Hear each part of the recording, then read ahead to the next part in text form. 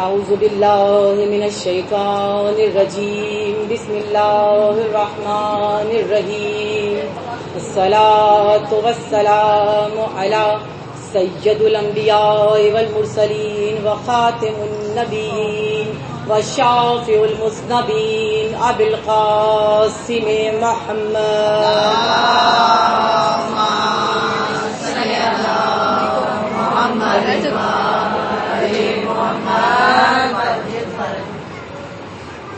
بسم اللہ الرحمن الرحیم الحمد للہ الذی جعلنا من المتمسکین بولایت علی ابن ابی طالب اللہم صلی علی محمد وآل محمد.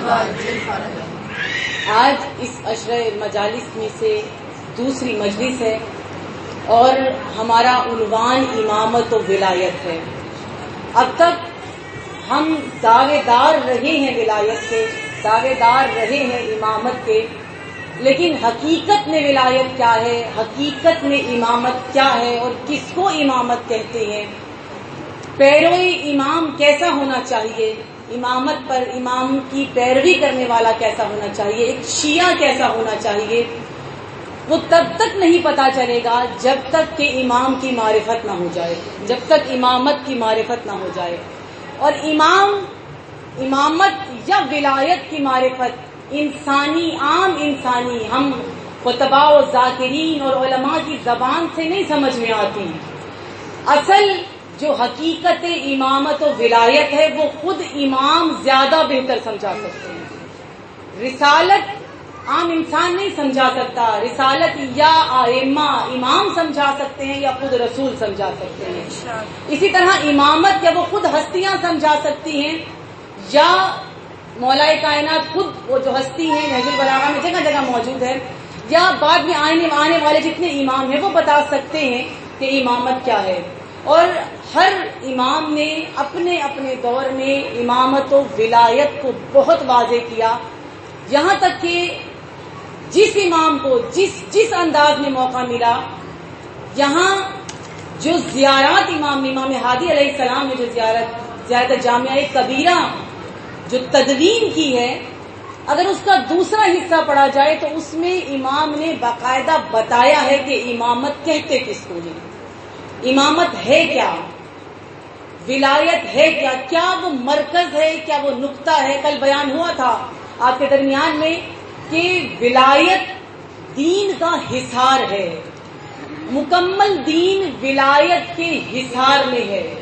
اور جب رسول اکرم نے ولایت مولائے کائنات کا اعلان کیا، کل بیان ہوا تھا اعلان ولایت مولائے کائنات کا، اور وہی ہوا تھا کہ آپ بھی بخن بخن کہہ کر اپنے گھروں میں چلے گئے تھے. بخن بخن کہہ کر نہیں جانا، سمجھنا ہے کہ ولایت کیا ہے. اہم رکن ہے دین کا، اہم ترین ارکان میں سے سب سے اہم رکن ولایت ہے. اگر یہ سمجھ میں نہ آئے تو توحید سمجھ میں نہیں آتی، اگر یہ سمجھ میں نہ آیا تو نبوت سمجھ میں نہیں آتی، اگر یہ سمجھ میں نہ آیا تو رسالت سمجھ میں نہیں آتی. اگر امامت و ولایت کی معرفت نہ ہو اور ہمیں سمجھ میں نہ آئے تو یقین رکھیے دین سمجھ میں نہیں آتا، کیونکہ امام کے بغیر دین نہیں ہے. خود خدا کا فرمانا ہے کہ اگر اس زمین پر سے حجت کو اٹھا لیا جائے، اگر زمین پر سے امام کو اٹھا لیا جائے، زمین پر امام نہ ہو تو کیا ہوگا، زمین درہم برہم ہو جائے گی، یہ نظام درہم برہم ہو جائے گا، لپیٹ دی جائے گی زمین اگر حجت خدا باقی نہ رہے. اتنا ضروری ہے امام، اتنی ضروری ہے امامت، اتنی ضروری ہے یہ ولایت. لیکن یہ سب کچھ صرف محبت کے ساتھ نہیں چلے گا. معرفت میں اور محبت میں فرق ہوتا ہے، محبت اور ہوتی ہے، معرفت اور ہوتی ہے. جو محبت کرتا ہے اور امام کے پاس جا کر کہتا ہے کہ مولا میں آپ کا شیعہ ہوں، سرشار ہے محبت میں، بے انتہا محبت کرتا ہے، شدید محبت کرتا ہے، اور محبت کر کے امام کے پاس جاتا ہے، امام حسن علیہ السلام کے پاس جا کر کہتا ہے مولا میں آپ سے محبت کرتا ہوں، تو امام کیا کہتے ہیں کہ ٹھیک ہے کرتے ہو. پھر وہ کیا کہتا ہے مولا میں محبت کرتا ہوں، میں شیعہ ہوں، تو امام نے کیا کہا کہ نہیں، خود کو شیعہ نہ کہو، تم محبت کرتے ہو محب کہو، شیعہ نہ کہو خود کو، کیوں پھر شیعہ کیا ہے؟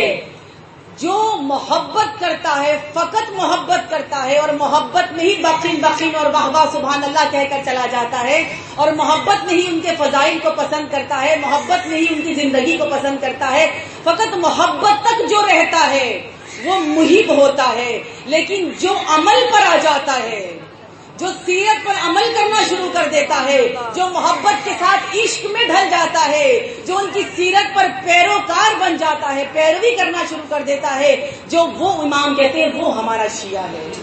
وہ کہے کہ شیعہ ہیں، ہم شیعہ ہیں، وہ کہہ سکتا ہے۔ وہ جو معرفت رکھتا ہو وہی پیروی کرتا ہے، بغیر معرفت کی پیروی نہیں ہوتی۔ یہ 14 ہے تو خدا کا نظام زندہ ہے، یہ 14 ہے تو خدا کا نظام زندہ ہے، انہی کے نام سے خالق کا نام زندہ ہے۔ شہزادی کونین فرماتی ہے ہم ہی 14 وسیلہ حق ہے، ہم عرش پر اللہ کا نظام چلاتے ہیں اور فرش پر اللہ کا نظام بجاتے ہیں۔ شہزادی کونین کریم ابن کریم گھرانے پر بلند سے بلند سر آواز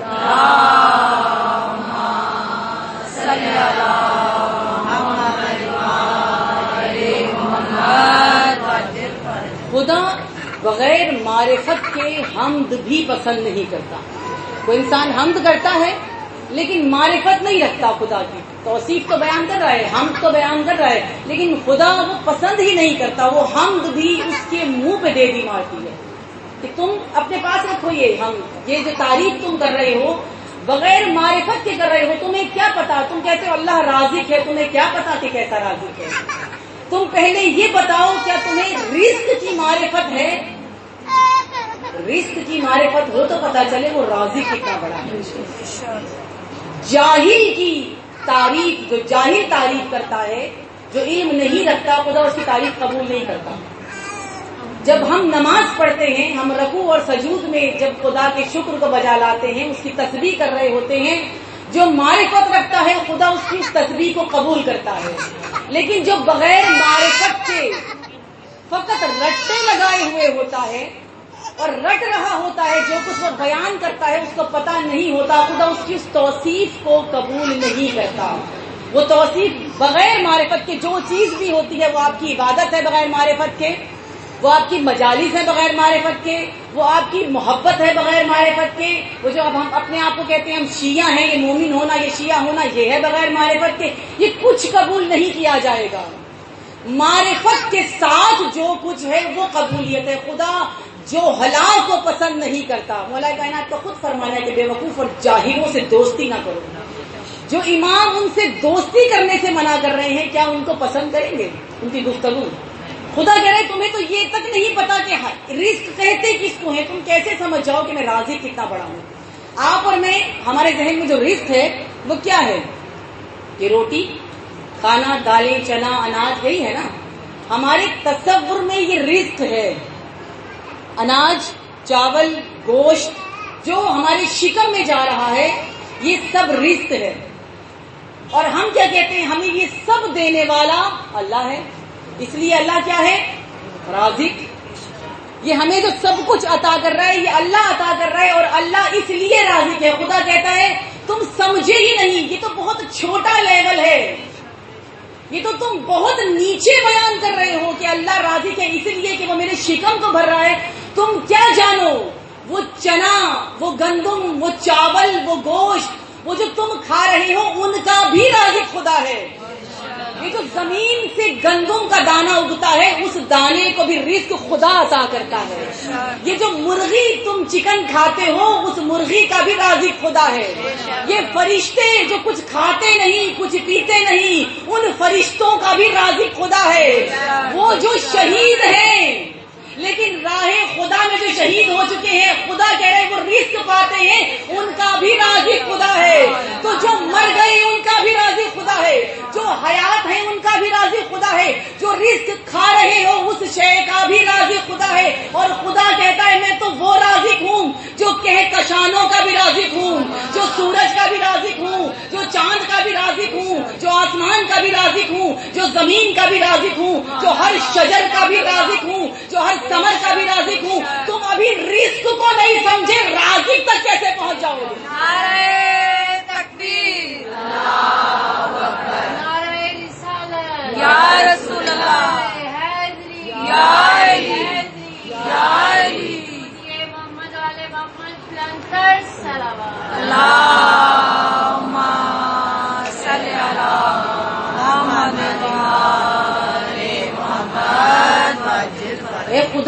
سے پوچھیں کہ تو کتنا بڑا رازق ہے، کیسے معرفت ہو تیری، کیسے تیری ذات تک پہنچے، کیسے تیری رزاقیت کو پہچانے، کیسے تیری رحمانیت کو پہچانے، کیسے تیرے کمال کو پہچانے، کیسے تیرے نور کا جائزہ لے، کیسے تیرے نور کو پہچانے، کیسے تیرے وجود کو پہچانے، کیسے تیری ذات کو پہچانے. تو کیا آواز آئے گی؟ آواز قدرت آئے گی. ان سے پوچھو کہ جو مخلص ہیں.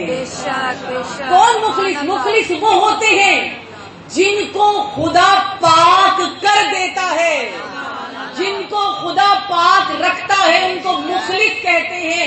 اور مخلص وہ ہوتے ہیں کہ جو خدا کو پاک سمجھتے ہیں. اور پوری تاریخ بشریت اٹھا کر دیکھ لیں، خدا نے فقط ایک خاندان کے بارے میں کہا ہے، انما یرید اللہ لیذھب عنکم الرجس اہل البیت ویطہرکم تطہیرا.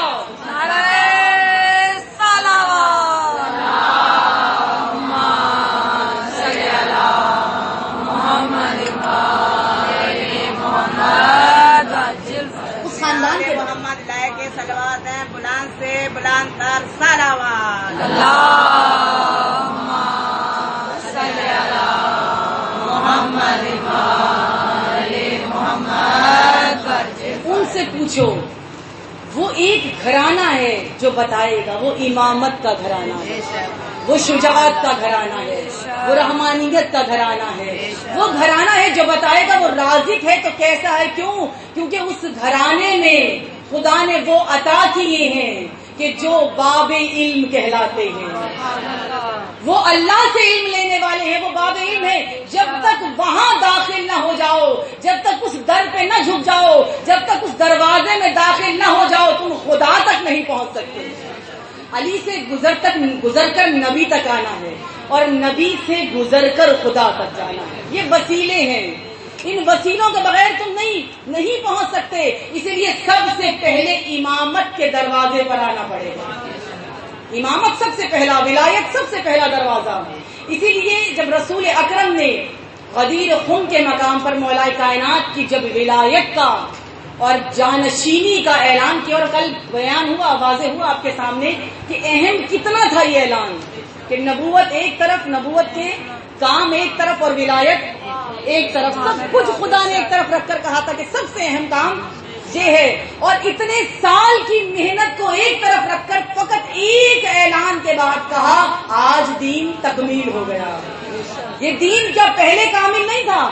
دین پہلے بھی کامل تھا، لیکن اسے کامل تر جو بنایا ہے وہ ذات حصار ولایت نے بنایا ہے، ذات امیر المومنین نے بنایا ہے. دین کامل تھا لیکن خطرے میں تھا. دین کامل تھا لیکن اس کو خطرات تھے، تحریفات کے. تحریف ہو سکتی تھی، تبدیلی ہو سکتی تھی، چینجنگ ہو سکتی تھی. لیکن کیا کیا نبی خدا نے؟ ایک حصار عطا کیا ولایت کی صورت میں. اب جب کوئی تبدیلی کرنے کے لیے آئے گا، کوئی نہ کوئی علی اٹھ کر کھڑا ہو جائے گا. جب حصار میں کوئی دین کے حصار کے اندر کوئی دین کو نقصان نہیں پہنچا سکتا. جو بھی تیر آئے گا پہلے حصار پر لگے گا، پہلے جو توڑنے کی کوشش کرے گا حصار کو کرے گا. اسی لیے حصار اتنا مضبوط بنایا، اتنا بہترین حصار بنایا کہ وہ حصار ہے جسے ظاہری دنیا میں دیکھا جائے تو اس سے زیادہ شجاع دنیا میں کوئی نہیں. ظاہری اوپر کی باتیں تو الگ ہیں، ظاہری دنیا میں اگر دیکھا جائے تو اس سے زیادہ شجاع کوئی نہیں ہے. وہ ولایت کا حصار عطا کیا، اور پھر ایک حصار نہیں دیا، 12 حصار عطا کیے کہ ایک کے بعد ایک حصار قائم و دائم رہے گا، اور آخری حصار ایسا رہے گا، آخری ولایت ایسی قائم رہے گی کہ پوری دنیا کے تمام یہود، تمام دشمن، تمام لوگ، تمام نصارا، تمام عیسائی، ہر مذہب اس پر جتنے مرضی حملے کر لے، پروردگار عالم کا وہ حصار قائم بھی رہے گا اور دائم بھی رہے گا.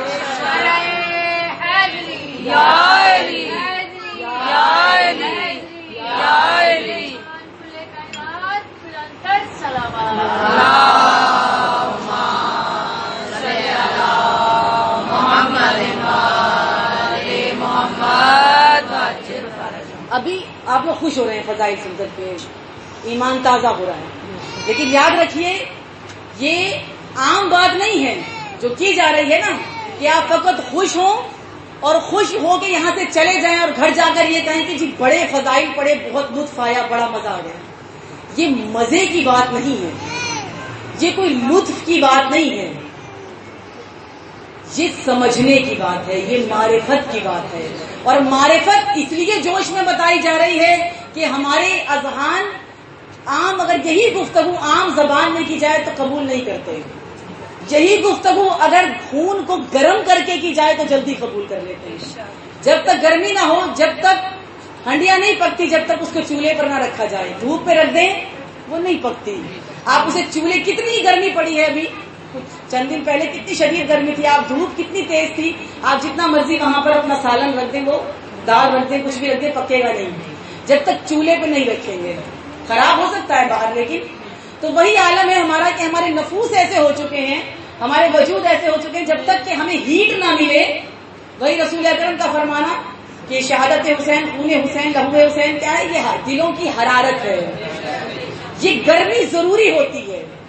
تو یہ بخن بخن کہہ کے نہیں جانا، سمجھنا ہے کہ ولایت کیا ہے، سمجھنا ہے مقصد کیا ہے 9 دنوں میں، کہ سمجھنا ہے ہم وہاں تک پہنچے جہاں تک امامت ہمیں لے کر جانا چاہتی ہے۔ رسول اللہ نے جب بلایا نا سب کو، اعلان ولایت کیا، بہت سے خوش بھی تھے، جیسے جناب سلمان فارسی جیسی ہستی ہیں، بہت سے اصحاب، جید اصحاب جو واقعا معرفت کو پہنچے ہوئے تھے وہ خوش تھے، اسی طرح مومنین بھی خوش ہوتے ہیں۔ اب اس مقام پر جب رسول ولایت کا اعلان کرنے لگے تو سب سے پہلے رسول نے ان پاک و پاکیزہ اصحاب کو جو سامنے حج کر کے ابھی پاک ہو کر آئے تھے، رسول اکرم نے کہا کہ سب سنو، آپ کو، مجھے، ہمیں سب کو پورے اس غدیر کے خطبے کا ایک جملہ یاد ہے جو ہم فضائل کے طور پہ استعمال کرتے ہیں۔ کیا جملہ ہے؟ من کنت مولا فہذا علی۔ کوئی اور بتائیں کسی کو کوئی جملہ یاد ہے؟ نہیں آتا۔ خطبہ پڑا ہو، ہم خالی اسی لفظ پہ اتنے خوش ہیں، ایک جملے پہ ہی، اور یقین جان لیجیے اگر معرفت پانی ہو تو اس سے زیادہ خوش ہو اگر خطبے کا شروع پڑھ لیں آپ۔ رسول نے کہا، سب جو سامنے کھڑے تھے انہوں نے کہا یاد رکھو جو میں بیان کرنے جا رہا ہوں، جو میں تمہیں پیغام دینے جا رہا ہوں، اس کو حفظ کر لو، اس کو اذہان میں بٹھا لو، اس کو یاد رکھو، اور یاد رکھنا جو بتانے جا رہا ہوں اپنے تک محدود نہیں رکھنا، تم پر میں اللہ کا رسول واجب کرتا ہوں۔ اللہ کے رسول نے واجب کیا ہے، میں تم پر، یہ ولایت ہے، میں تم پر اللہ کا رسول واجب قرار دیتا ہوں کہ جب تم واپس پلٹو اپنے اپنے قصبوں میں، اپنے اپنے گاؤں میں، اپنے اپنے شہروں میں، اپنے اپنے علاقوں میں، تو جو پیغام میں تمہیں دے رہا ہوں تم پر واجب ہے کہ پوری دنیا کو یہ پیغام تم نے بتانا، واجب قرار دیا۔ اللہ اکبر، یا رسول اللہ، یا علی، یا علی، اللہم صلی علی محمد وآل محمد۔ واجب ہے، اور اسی طرح کیا تھا امام حسین نے بھی، جب 59 ہجری میں، 60 ہجری میں امام حسین نے حج کو عمرے میں بدلا تھا، اپنے احرام کھول دیے تھے، اور یکم محرم سے 61 ہجری شروع ہو گئی تھی۔ 60 ہجری میں حج نہیں کیا تھا، 59 ہجری میں امام نے حج کیا، اور پھر مینا کے مقام پر امام نے ایک خطبہ دیا جس کو خطبہ مینا کہا جاتا ہے۔ ہمارا مسئلہ یہی ہے کہ ہم پڑھتے نہیں، صرف سننے، سامع بننے کا بہت شدید شوق ہے، بس سنا دو، بتا دو، اور جو بتا دو سب قبول ہے، غلط بتاؤ وہ بھی قبول ہے، اور صحیح بتاؤ تو وہ بھی قبول ہے۔ پیمانہ بنائیے سننے کا، اگر سامع ہے نا تو سامع ویسے بنیے جیسے امام کے سامنے سامع ہوتے تھے۔ سماعت کا ایک پیمانہ ہوتا ہے، ایک مقام، جیسے ہم جس میں زندگی گزار رہے ہیں نا، جس ماحول میں زندگی گزار رہے ہیں، آپ میں سے ہر شخص نے اپنا ایک پیمانہ بنایا ہوا ہے۔ آپ شادی میں جاتے ہیں، آپ کی ڈریسنگ بتاتی ہے یہ کس فیملی سے، ایسا ہی ہے نا، گندے کپڑوں میں اٹھ کر نہیں چلے جاتے ہیں۔ آپ کسی میلاد میں جاتے ہیں تو آپ ایک اچھا لباس پہنتے ہیں، اچھے طریقے سے تیار ہوتے ہیں، آپ کا لباس بتاتا ہے کہ آپ اچھے گھرانے سے ہیں۔ ایسے ہی ہے نا، ہمارے ہاں تو جو ہم جیسا بندہ اگر حضرت ابو ذر کو دیکھ لے تو کیا یہ کہاں سے اٹھ کے آیا ہماری مجلس میں آ کے بیٹھ گیا؟ وہ اور تھے. ہمارے یہاں پیمانہ لباس ہے, ہمارے یہاں پیمانہ میک اپ ہے, ہمارے یہاں پیمانہ زیور ہے. اگر ہم اسی کو لے لیں, وہ سب کچھ وہ پیمانہ ہے, اس کے بغیر اگر آپ چلے جائیں گے واقعی عجیب لگیں گے. آپ گندے کپڑوں میں اٹھ کر شادی یا میلاد میں چلے جائیں, ایون مجلس میں بھی اگر آپ میلا لباس, چاہے آپ کالا پہن کر آئیں لیکن صاف ستھرا تو ہوتا ہے نا, اسی مجلس میں آپ میلا لباس پہنائیں, آپ سب میں خود کو بھی عجیب سمجھیں گے اور سب آپ کو بھی. میں نے دیکھا ہے اکثر لوگ تو ایسے لوگوں کو جگہ بھی نہیں دیتے, دور ہو کے بیٹھو. ابھی آپ سب جڑے ہوئے ہیں کیونکہ سب اچھے لباس میں ہیں.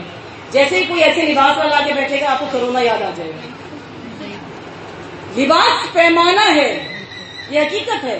اب وہ لباس جس طرح سے پیمانہ, اسی طرح سننے کا بھی معیار رکھیں گے. جیسے ہر چیز کا, کسی کے گھر جانے کا آپ کا معیار ہے, فلاں کے جانا ہے, فلاں کے نہیں جانا. ہر شے کا ایک معیار ہے, اپنے سننے کے بھی معیار کو بلند کریں گے. مولا ہمیں بلند کرنا چاہتے ہیں.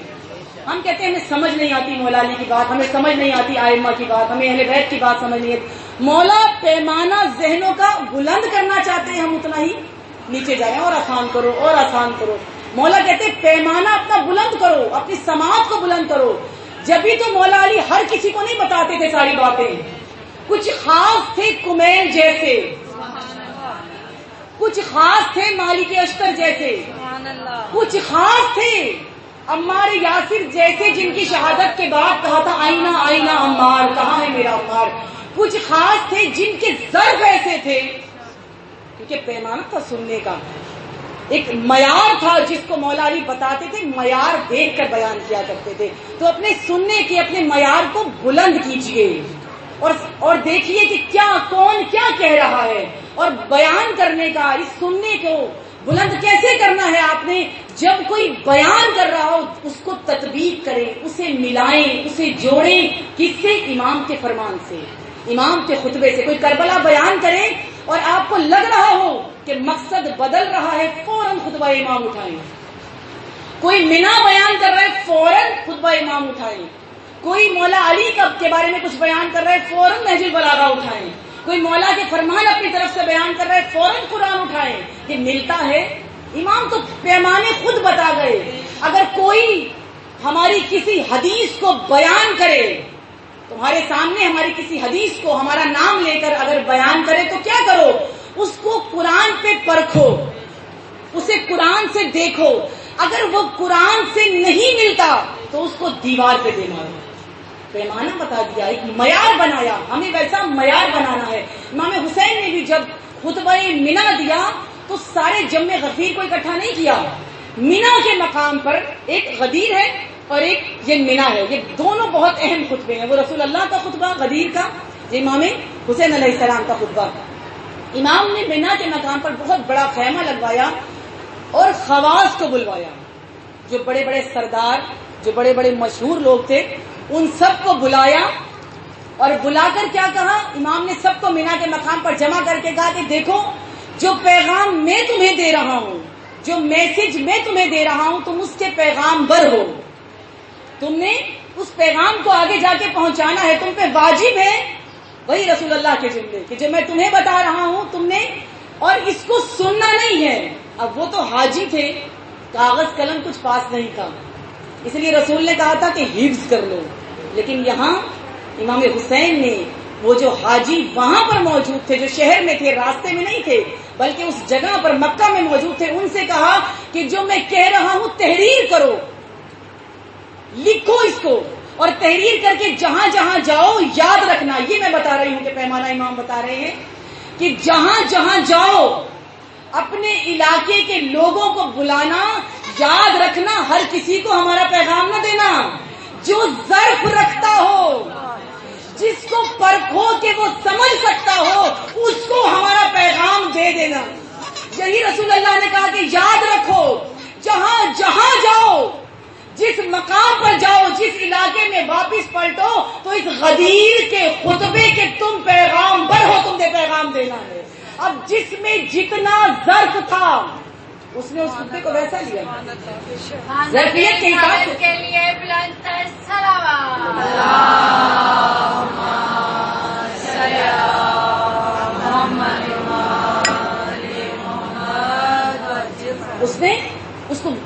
بات ہے. امام کا خود کا فرمانا ہے. امام کہتے ہیں کہ ہماری جو گفتگو ہے، ہماری جو باتیں ہیں، ہمارا جو کلام ہے، اس میں نمک مرچ نہ لگایا کرو، یعنی اپنی طرف سے اس میں ملاوٹ نہ کرو. ہمارے کلام میں اپنی جانب سے ملاوٹ نہ کیا کرو، اس میں نمک مرچ نہ لگاؤ. ہمارے کلام کو جیسا ہے ویسا سنا دو. کیوں امام کہتے ہیں اس لیے کہ اگر نمک مرچ لگاؤ گے تو کلام کا تاثیر جو ہے وہ بدل جائے گی. ہمارے کلام میں تاثیر ہی اتنی ہے، نمک مرچ لگانے کی ضرورت نہیں ہے. امام فرما رہے ہیں ہمارے کلام میں تاثیر ہی اتنی ہے کہ جو سنے گا اس کے دل میں اتر جائے گا. چاہیے کیا؟ ظرف چاہیے. اس کا لیول اتنا بلند ہو، اس کا پیمانہ اتنا بلند ہو جو سمجھ جائے. اسی لیے مولا کائنات کو دنیا نہیں سمجھ سکی. بہت سے جو بالکل نہیں سمجھے وہ بالکل پستی میں چلے گئے، انکار کر دیا مولا کائنات کا، خارجی ہو گئے. دین اتنا انکار کیا کہ دین ہی سے خارج ہو گئے. اور جو بہت آگے نکل گئے، ظرف کم تھا فضائل زیادہ تھے.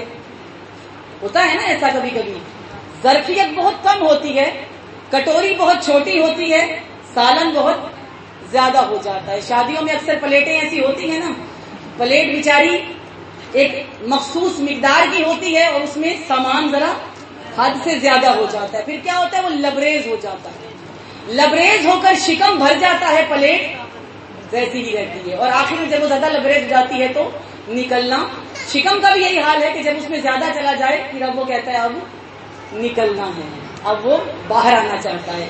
ہر چیز کا ایک ظرف ہوتا ہے، اس ظرف سے زیادہ جب وہ ہو جائے تو وہ نکلنا شروع ہو جاتا ہے. تو جس میں جتنا ظرف تھا اتنا برداشت کیا، جب ایکسٹرا ہو گیا تو ابلنا شروع ہو گیا اور پھر وہ انسان غلو تک چلا گیا، کیونکہ یہ اب زیادہ ہو گیا ہے. جس کا پیمانہ، جس کا ظرف ہی اتنا تھا کہ ایک چھوٹا کھلونوں والا گلاس تھا، وہ اتنا ہی فل ہو گیا تو وہ کیا ہوا؟ وہ بالکل پستی میں بالکل نیچے چلے. امام کو نہیں سمجھے. امام زیارت جامع کبیرہ میں امام ہادی علیہ السلام کیا فرما رہے ہیں؟ امام فرما رہے ہیں درود ہو تقویٰ کی علامتوں پر. کیا ہے امامت؟ امام سے پوچھئے. درود ہو تقویٰ کی علامتوں پر، درود ہو تقویٰ کی نشانیوں پر، سلام ہو درود ہو ہدایت کے چراغوں پر. ہدایت کے چراغوں پر. امام حسین کے بارے میں رسول اکرم کا کیا فرمانا ہے؟ حسین مصباح الہدی و سفینۃ النجات. حسین ہدایت کا چراغ ہے، سفینہ نجات ہے. اور امام کیا فرما رہے ہیں؟ امام ہادی تمام اماموں کے بارے میں کہہ رہے ہیں کہ سلام و درود ہو کن پر؟ وہ امام جو ہدایت کے چراغ ہیں. وہ ہدایت وہی رزق کی طرح ہے، جیسے خدا رازق ہے نا، بھی بیان کیا، ہدایت رزق کی طرح ہے. جیسے ہدایت خدا ہر شے کو، رزق خدا ہر شے کو دے رہا ہے، اس طرح امام بھی ہادی ہے تو فقط آپ کا نہیں ہے. امام سورج کو بھی نور دے رہا ہے، امام چاند کو بھی نور دے رہا ہے، امام زمین کو بھی نور دے رہا ہے. امام ہر شے کو جو کائنات میں ہے، جو چیز ہے، ہر شے کو جو نور ہدایت مل رہا ہے وہ امامت و ولایت سے مل رہا ہے. جتنا نور ہدایت ہے.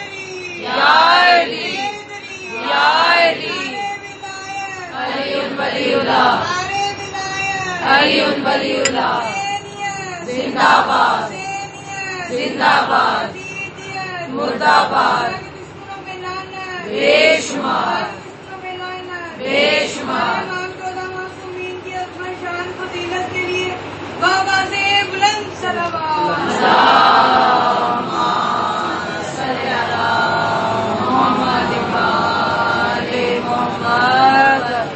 تھک تو نہیں گئے؟ میں نے کہا شاید نیند نہ آ رہی ہے. درود سے ایسا لگتا ہے جیسے بس غنود کی تاری ہونے والی ہے.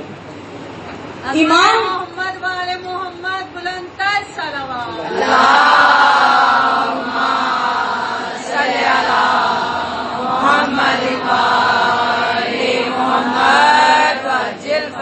ہمارے بھی ظرفوں کا ہی مسئلہ ہے. ہم سب کے، ہم سمیت ہم سب کے تھوڑے ظرف کا ہی مسئلہ ہے. ایک تو چھوٹے ہیں، دوسرا بڑھانے کی کوشش نہیں کرتے. یاد رکھیے جتنی نہج البلاغہ پڑھیں گے اتنا ظرف بڑھتا چلا جائے گا، جتنا کلام امام پڑھیں گے اتنا ظرف بڑھتا چلا جائے گا.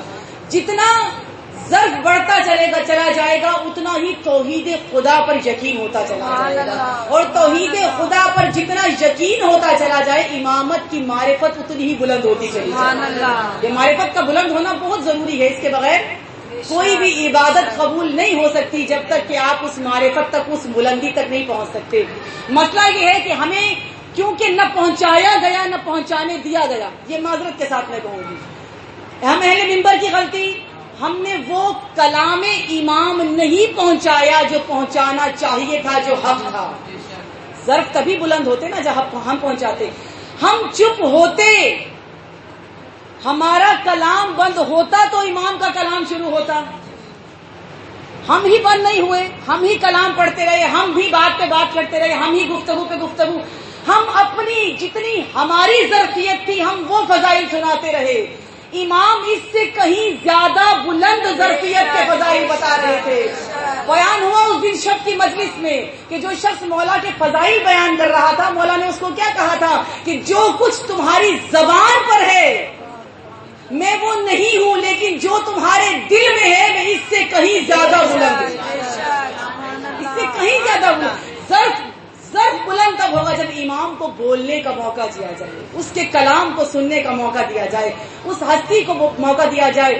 ہم نے کیا کیا، کیونکہ افسانوی دنیا کے عادی ہیں، حقیقتوں کے عادی نہیں ہیں۔ اب اگر ہم خیبر کو ہی لے لیں ہم بڑے خوش ہوتے ہیں، جیسے ابھی آپ لوگ غدیر پر بہت خوش ہو رہے ہیں، ہوتا ہے سب سے عید، میں نے کل کہا عید اکبر ہے، عید اکبر، عید ولایت، عید اللہ، عید الہی، عید نبوت، عید رسالت ہے، خوش ہونا چاہیے، لیکن خوشی معرفت کی ہونی چاہیے۔ جیسے گریا معرفت کا پسند ہے، پچھتاوے کا گریا مولا کو نہیں پسند۔ ایک جوان جب اپنے گناہوں کے پچھتاوے پر روتا ہے خدا کو بہت پسند ہے، جب وہ گناہ کرتا ہے اس کے بعد جب اس سے ہٹتا ہے اور اپنے گناہوں کی معافی طلب کرتا ہے اور پھر گریا کرتا ہے، خدا کو بہت پسند ہے۔ اور ایک یہ گریا، یہ غم حسین میں گریا خدا کو بہت پسند ہے۔ اسی طریقے سے اب ہمارا کیا ہے کہ معرفت نہیں ہے، کچھ نہیں ہے، تو ہم نے افسانوی دنیا کے ہم عادی ہیں، بس جو بتا دیا جائے سب ٹھیک ہے۔ وہ بعض لوگ منبر پہ کہتے ہیں نا سوچنا نہیں ہے، اہل بیت کے بارے میں سوچنا نہیں ہے، بس سننا ہے۔ کیا سننا ہے؟ تو دیکھو سننا کیا ہے، اگر یہی سب کچھ ہے نا کہ سوچنا نہیں ہے فقط سننا ہے، پھر انہی کی سنو، کیونکہ امام ہی کے بارے میں کہا ہے کہ فقط ان کی سنو اور سن کر عمل کرو، پھر سوچنا نہیں ہے۔ ذاکر کہتا ہے میری سنو اور میری سن کے نہ سوچو، کیوں نہ سوچے بھائی، سوچنا تو پڑے گا۔ جو پڑھ رہے ہو کہاں سے پڑھ رہے ہو، یہ جو بیان کر رہے ہو یہ کہاں سے سوچنا ہے۔ ہم سوچیں گے، اگر تو کلام امام ہے تو بتاؤ کہاں سے لائے ہو، دلیل دو، کتاب دو، حوالہ دو، سوال تو ہوگا۔ اگر واقعی امام بیان کر رہے ہو، کیونکہ کلام امام کا پتہ چل جاتا ہے، اگر واقعی امام کا کلام ہے پھر سوال اٹھتا ہی نہیں ہے، اتنا کلیئر ہوتا ہے وہ کلام کہ وہ سوال اٹھتا۔ جیسے ہمیں خیبر بتائی گئی نا، جو خیبر پاکستان اور انڈیا میں بتائی جاتی ہے، دو قسم کی خیبر ہے، ایک آپ کو اور ہمیں ایک خیبر بتائی گئی ہے، ایک افسانوی خیبر ہے بڑی خوبصورت، ایک ہیرو ہے مولا کائنات، ایسا ہی ہے نا، یہی غلط نہیں کہہ رہی میں، ایک ہیرو ہے، رسول نے کہا یہ اسوہ ہے، ہمارے ذہن میں ایک ہیرو، ایک ایسا ہیرو ہے جو سب کچھ کر سکتا ہے، جیسے وہ انگلش فلمیں یا پاکستانی فلمیں یا انڈین فلمیں، اس میں بھی ایک ہیرو ہوتا ہے اور وہ بھی ہیرو سب کچھ کر لیتا ہے، 50 کو ایک بندہ آرام سے مار لیتا ہے۔ اب وہ افسانوی دنیا ہے نا، اب کیونکہ یہ دنیا دیکھی ہوئی ہے، یہ فلمیں دیکھی ہوئی ہیں، ان فلموں کی وجہ سے مولا علی ویسے ہیرو لگتے ہیں۔ شجاعت میں مولا علی کی انکار نہیں ہے، میں ایک تصور بتا رہی ہوں جو ہمارا بنا ہوا ہے، کیونکہ یہ دنیا دیکھی ہے، اس دنیا کے ہیرو دیکھیں، اس لیے وہ بھی ہمیں ویسے ہی ہیرو لگتے ہیں، اس کو بھی مار دیں، اس کو بھی مار دیں، یہ بھی کر دیں اور وہ بھی کر دیں، جو سب کچھ ایک پرفیکٹ انسان، وہ ہیرو لگتے ہیں مولا علی، جبکہ مولا علی کو ہیرو نہیں بنایا، خدا نے مولا علی کو ولی بنایا، مولا علی کو امام بنایا۔ تمہاری دنیا کا ہیرو وہ ہے کہ وہ جو کچھ کرتا ہے وہ کیمرے کا کمال ہوتا ہے، تم وہ کر نہیں سکتے، لیکن مولا کائنات وہ امام ہے کہ جو تمہیں عمل کر کے بتا رہا ہے تم بھی کر سکتے ہو۔ مولا علی تو وہ کرتے ہی نہیں ہے کہ جو تم کر نہیں سکتے۔ سیرت علی کیا ہے؟ ایک خیبر مجھے اور آپ کو بتایا جا رہا ہے، ایک خیبر کہیں اور بتایا جا رہا ہے. یعنی ایک خیبر ہمارے ہاں ہمارے اہل منبر نے ہمارے خطباء نے ہمیں بتایا, ایک خیبر لبنان میں بتایا گیا.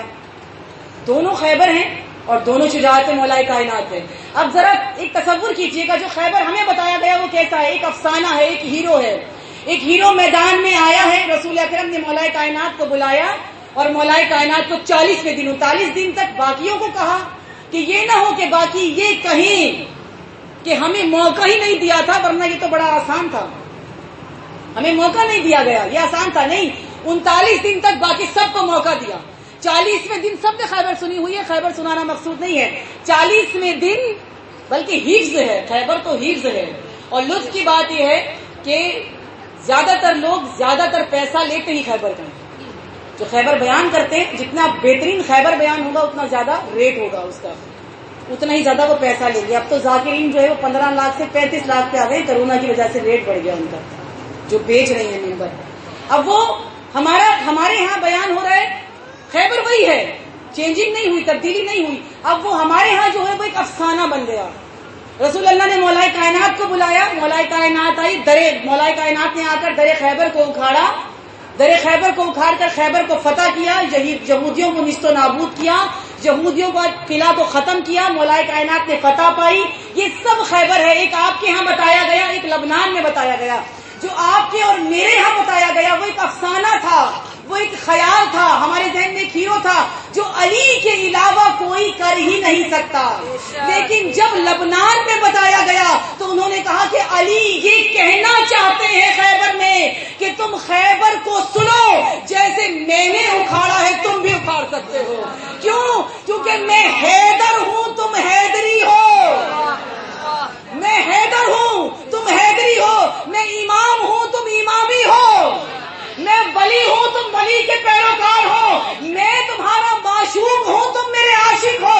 ممکن نہیں ہے جو معشوق کرے وہ عاشق کر نہ سکے, جو امام کرے وہ پیرو کر نہ سکے. اسی لیے حزب اللہ نے بتایا کہ اے علی, جو خیبر ہمیں بتایا گیا ہے اس خیبر کا نقشہ یہ ہے, تمہاری افسانوی خیبر ہے, لبنان کی خیبر افسانوی نہیں ہے. کہا کہ یا علی, آپ نے یہود کو ختم کیا ہے. اے علی, خدا کی قسم کھا کر یہ حزب اللہ علی تیرے لشکر کو دیکھ کر بنا رہے ہیں, یہ خیبری لشکر علی کے لشکر کو دیکھ کر بنا رہے ہیں. مولا, وہ ایک آپ تنہا تھے جو خیبر کو اکھاڑ رہے تھے اور حیدر کہلا رہے تھے. مولا, ہم سب حیدری مل کر وہ ایک علی خیبر کو اکھاڑ رہا ہے, جہاں ایک نہیں اکھاڑ سکتا.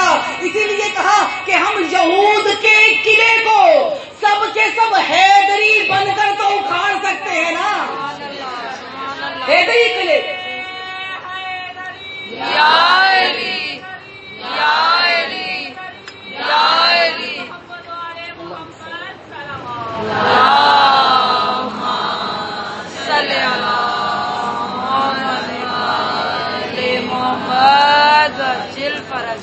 کیوں نہیں اکھاڑ سکتے ہیں؟ اور حزب اللہ نے دکھایا ہے. آج منواتا پھر رہا ہے اسرائیل کہ کوئی مجھے تسلیم کرے, کر رہے ہیں مسلم ممالک, تسلیم کیا جا رہا ہے. لیکن اتنا عرصہ جو خیبر سنا ہے اس کا کوئی تو فائدہ اٹھائیں. خالی بخین نہیں ہے خیبر, خالی فضائل نہیں ہے خیبر, خالی شجاعت حیدر کرار نہیں ہے خیبر. مولائے کائنات بتا رہے ہیں جب بھی تمہارے مقابلے میں یہ یہود آئیں, کم از کم حیدری ان کو قبول نہیں کرے گا, حیدری ان کو کم از کم اتنی تو اویئرنیس شیعہ میں ہونی چاہیے نا. اتنا پاکستان تو قبول نہ کرے نا اسے, اتنا تو ہو کہ اس اسرائیل کو قبول نہ کرے. اس وقت بھی حیدر کرار مقابلے پہ تھے یہود کے, آج بھی حیدری مقابلے پر یہود کے. یہ خیبر, اگر ایسی معرفت ہم تک پہنچے تو آج ہم سب حزب اللہ ہو جائیں. یہ پورا لشکر آج 1400 سالوں سے فضائل سنتے سنتے ابھی تک ہم فضائل ہی نہیں ہوئے, ابھی تک ہمیں شجاعت حیدر کرار نہیں آئی. اور یہی طلب ہے مولا کی. یہ جو کربلا پہنچے تھے یہ کون تھے؟ یہ بزدل نہیں پہنچے کربلا, اسی لیے چند تھے. یہ جو حزب اللہ کربلا پہنچی ہے جو اللہ کا لشکر کربلا پہنچا ہے، جو امام حسین کے سپاہی کربلا پہنچے، یہ بزدلی سے نہیں پہنچے، یہ امام کے خوف سے نہیں پہنچے، یہ اللہ کے ڈر سے نہیں پہنچے، یہ اپنی معرفت سے پہنچے، یہ اس خیبر کی شجاعت سے پہنچے ہیں۔ انہوں نے خیبر کو سمجھا ہے کہ خیبر کیا ہے، انہوں نے امامت کو سمجھا ہے کہ امام ہم سے طلب کیا کر رہا ہے۔ پوری طاغوتیت کو 72 نے اکھاڑ کے رکھ دیا، اور اگر شام، ملک شام پر نگاہ کریں تو پورے تخت شام کو ایک عورت نے ہلا کے رکھ دیا، ایک بی بی نے پورے تخت شام کو ہلا دیا۔ کیا ہے یہ وہی ہے جو معرفت کے اس درجے پر پہنچے ہوئے ہیں۔ کوئی ہائی دہائی نہیں ہے، کوئی ایسا رونا نہیں ہے کہ ہمارے لال مارے گئے، بلکہ کہا گیا خدا تیار ہے۔ آج 2 محرم الحرام اور ورود در کربلا ہے امام حسین۔ آج مولا، آج امامت کربلا پہنچی ہے، اور امامت منتظر ہے ان لوگوں کی جو پیروکار ہیں۔ یہ 1400 سال پہلے ہو چکا، لیکن امامت آج بھی منتظر ہے آپ کی اور میری۔ امام اب بھی طلب کرتے ہیں، امام اب بھی چاہتے ہیں کوئی ہو جو حر کی طرح میرے پاس آ جائے۔ بہت بڑی ہم لوگ سن لیتے ہیں، لیکن یقین جان لیجیے کوئی معمولی مظلومیت نہیں مانگی۔ جب اس مقام پر پہنچے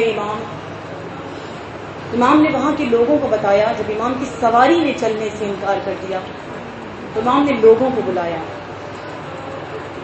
اور بلا کر امام نے ان سے پوچھا کہ یہ کون سا مقام ہے، یہ کون سی جگہ ہے۔ کسی نے کہا کہ دشت نینوا ہے، کسی نے کہا کہ ماگیا ہے۔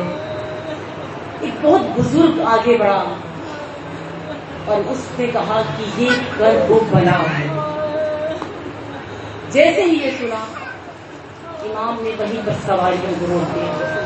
امام نے کہا یہی ہمارا مقام ہے، بس یہی ہم نے ٹھہرنا ہے۔ حضرت عباس کو بلایا گیا خیموں کو نصب کرنے کے لیے، بنی اسد کو بلایا گیا زمین کو خریدنے کے لیے، زمین خریدی گئی، خیموں کو نصب کیا گیا۔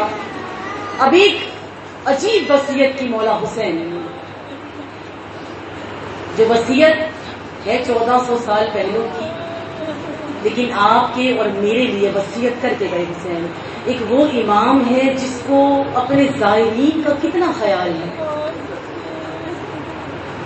بنی اسد کو بلایا، اور بلا کر امام نے جب وصیتیں کی ہے نا، تو ان میں سے ایک وصیت یہ تھی کہ جب ہم شہید کر دیے جائیں گے، جب ہمارے یہاں مزار بن جائیں گے، تو ہمارے زائرین جب یہاں پر آئے نا،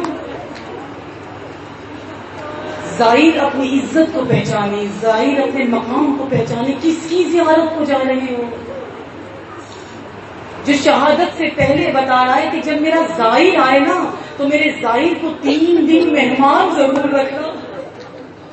کہاں مہمان جس مقام پر حسین 3 دن کا بھوکا پیاسا شہید کر دیا جائے گا۔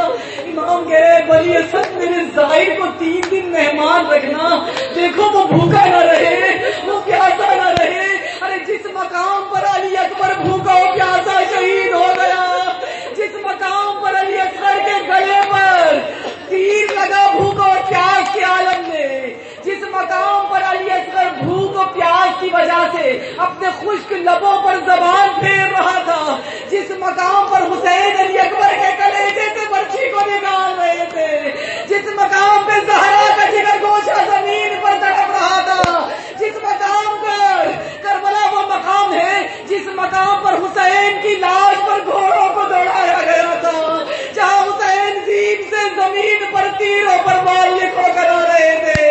کربلا وہ مقام تھا۔ امام کرے جب میرا زائر یہاں آئے نا تو 3 دن مہمان رکھنا۔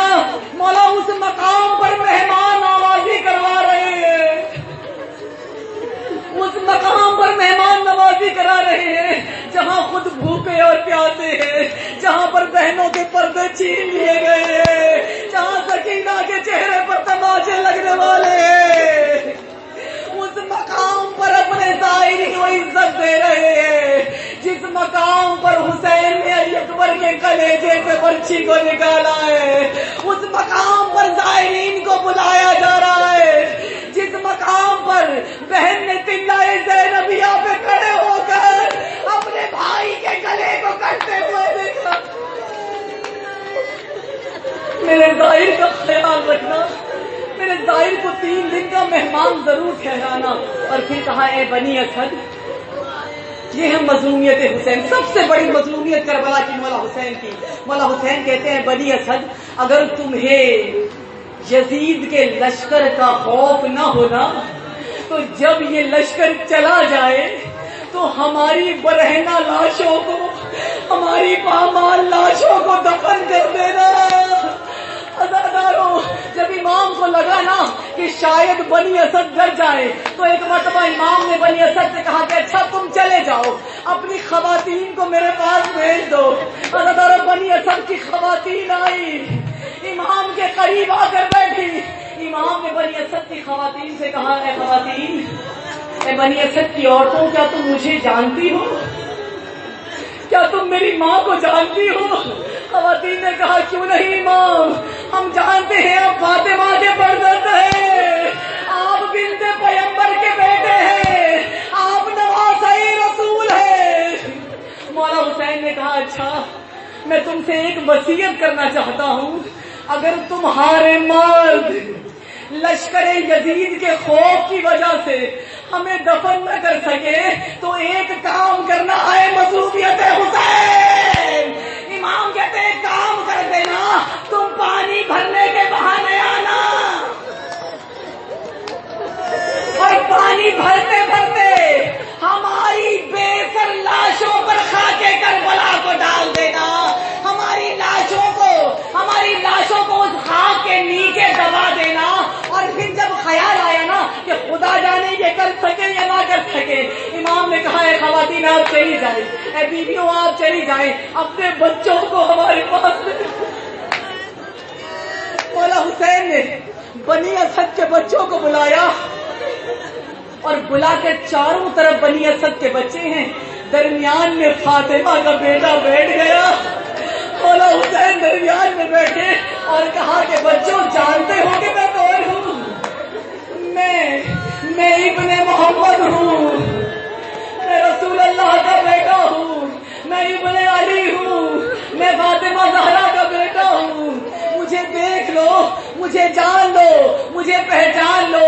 میں تم سے ایک وصیت کرنا چاہتا ہوں، اگر تمہارے ماں باپ ہماری لاشوں پر خاک نہ ڈال سکے تو بس ایک وصیت یاد رکھنا، اے بچوں کھیلتے ہوئے کربلا میں آ جانا۔ میں جانتا ہوں اے بچوں تم ڈرو گے نہیں، میں